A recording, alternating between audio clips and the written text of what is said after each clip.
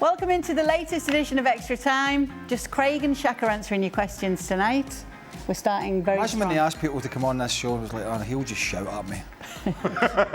which is probably true, given The history. given your history of shouting at people. Oh. Well, he's actually been one of the more Excuse my mild-mannered grammar. members of the panel this week. Oh, yes. Excuse my grammar, but some people need to be shouted at. Yes, Some people question. shout at themselves.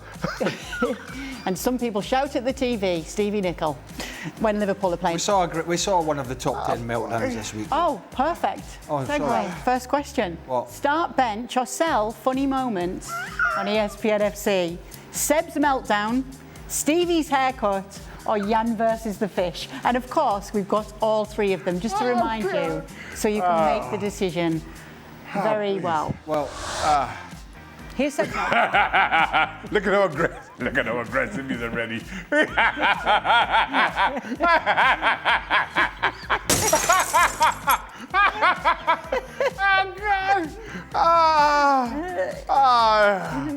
Oh God!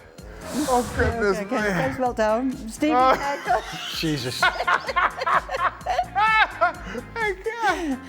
Oh boy! Jeez! And of I course, didn't see that. Oh jeez! an all-time classic, Jan versus Oh, the fish. this is. Never Oh, not boy. funny. Ah. Ah.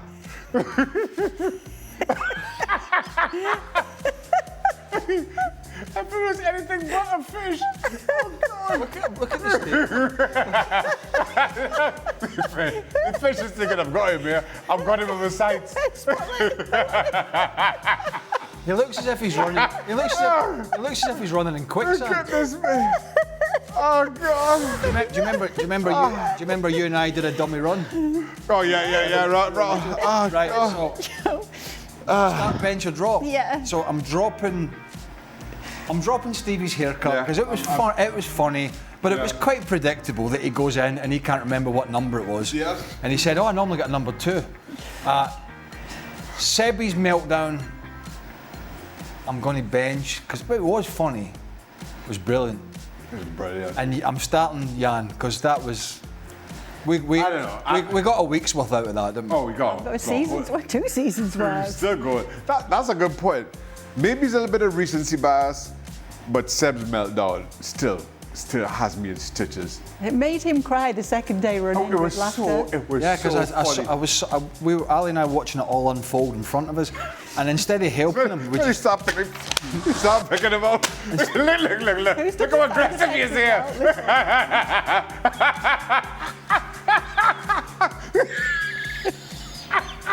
Oh God. instead of helping him, we just laughing.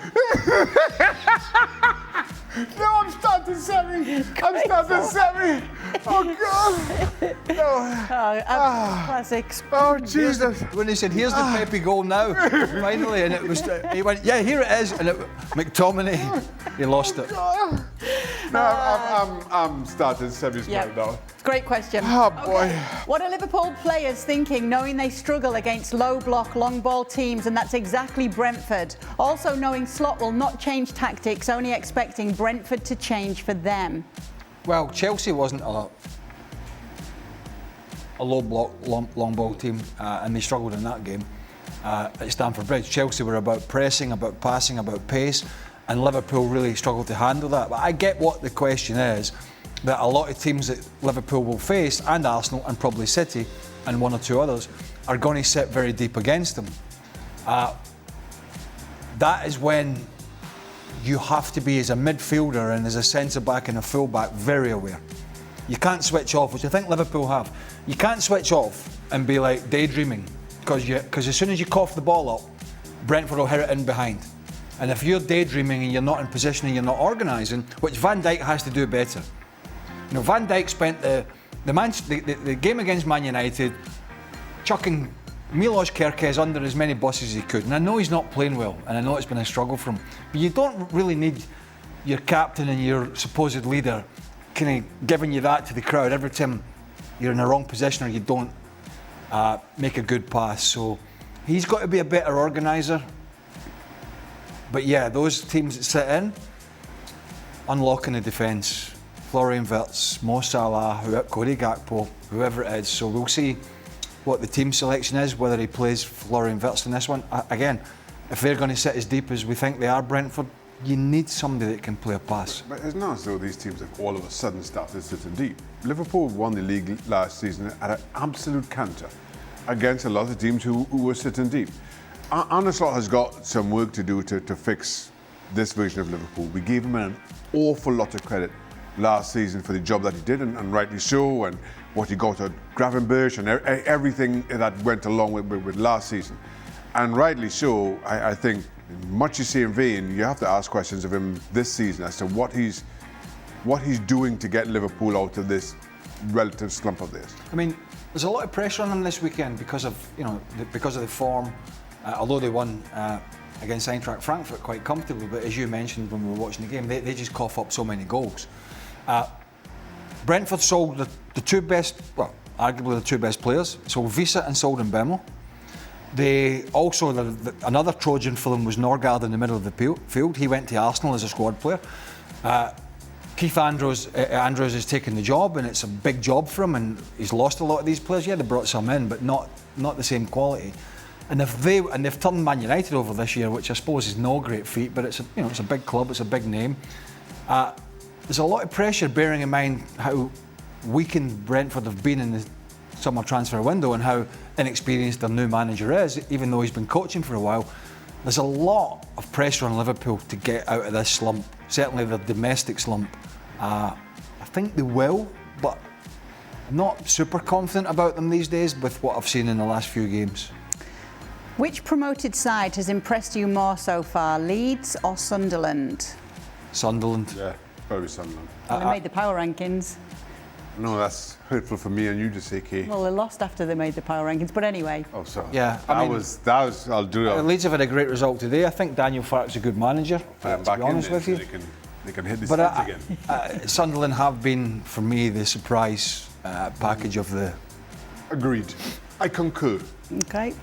For Mr. Burley, Well.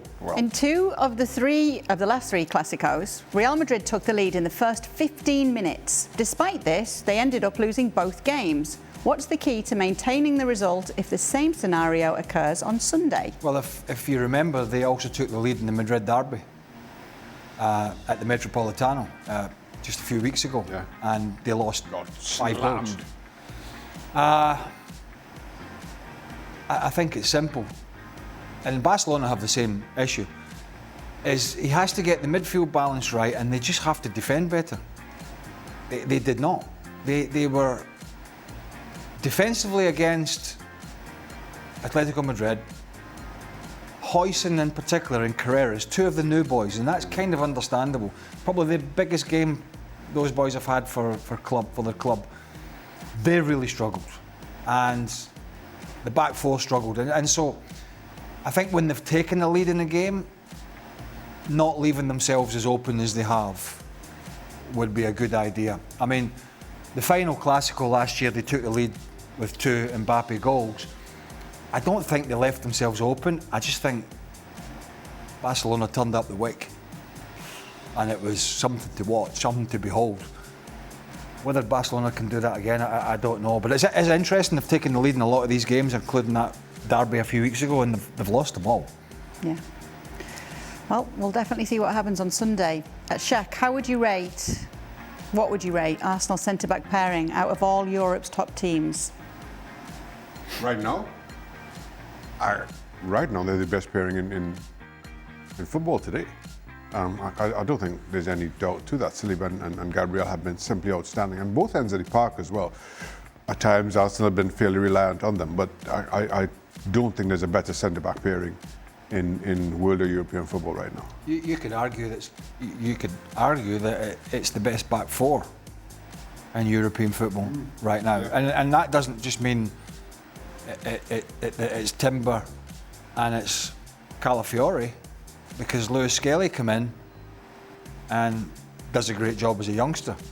So Ben White could come in at right back if necessary, like he has, not very often, and you could still put up an argument for them. So yeah, they're in, and we had a graphic the other day, but they've only lost one goal. Yeah, one goal conceded. That was Newcastle in the last 6 games, so they're in a good spot. If Liverpool could undo either the signing of Isak or the re-signing of Mo Salah, which one would they undo? I'd undo Isak and maybe revisit. Yeah, well, revisit it next year. I think it would have been too premature to let Salah go this summer. But once you signed Ekitike, I didn't think there was a need for Isak. But still, you know, those wheels were turning and they completed the signing, and now he struggled. So I feel if it would be easier and in my mind wiser to have just walked away from the Isak deal. Fair. Who'd you pick for El Clasico MVP? I'm going with Fermin Lopez. Yeah, he had a very good Champions League night, didn't he, in midweek? And he looks like he's being preferred over Dani Olmo.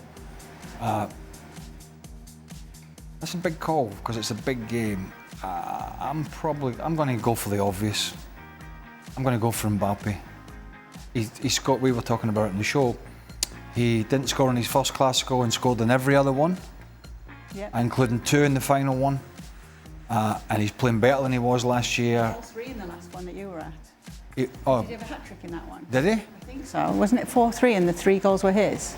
Yeah, I was at the bar at that point. There was 4 Clasicos last season. Give us a minute. I left. I went to the other Anyways, side. 5 in 3, basically. Yeah, he got a hat-trick at the game that I was at in Barcelona that I can't remember. And he's playing better this year. He's playing better than he was last year, and Barcelona are defending poorer than they were last year thus far. So for that reason, I'm going to go for another Mbappe standout performance. Kylian Mbappe. Okay, boys. You going home tonight, by the way? You're in the early Bundesliga. I am. And you're still going home? I am. You're a Trojan. That's all I got for you. That's all I got for you. Boys, do you think expected goals is a useful stat? And would Wenger's new offside rule make football better? What's the new rule? It's the player is only offside if the entire body is ahead of the last opponent. It would bring more goals, if that's what you're asking. It's not going to bring any less controversy. Well, what do you call it again? XG? XG times G. XG. What was the game we had on? Y'all were talking about it. It was like a 5-2 and the XG was 0.3 or some nonsense like that. One of the games in Europe this week had it was a ridiculous scoreline, the most ridiculous XG I've ever seen. I don't fully understand. Well, XG has a you know, for some people it gives you a little idea, but what it doesn't tell you, and I've had this, you know, it doesn't tell you who it tells you you're in a good position to score a goal. It doesn't tell you who the player is. Is it a defender that's in that position on his wrong foot? Is he injured? Is he tired? Is he fatigued? Is it 89th minute of the game? So it tells you, kind of tells you a little bit. It doesn't. You know a lot about this XG. I am very impressed here, Craig. No, I know what it is. You know, I'm a modern guy. He even knows how to say it now. Yeah, I don't. You know, I think when you look at a graphic and you go, oh, there's a big difference between the teams and that. You know, it tells a story, but it certainly doesn't tell you all the story. I'm okay with stats. I mean, ever since I had a big argument with Gab Marcotti many years ago about the XG. Some people got upset about it. The nerds. Some people even may have written to my boss asking for my immediate firing over it. You know what you call that, Craig? Growth. You've grown over the years. Well, my stomach has. If I breathe in, I'm all right. Look at mature Craig. You know, I just keep up with the young ones. Look at mature Craig we've got. Thank you so much for sending in your questions today. We'll be back tomorrow. We'll do it all over again.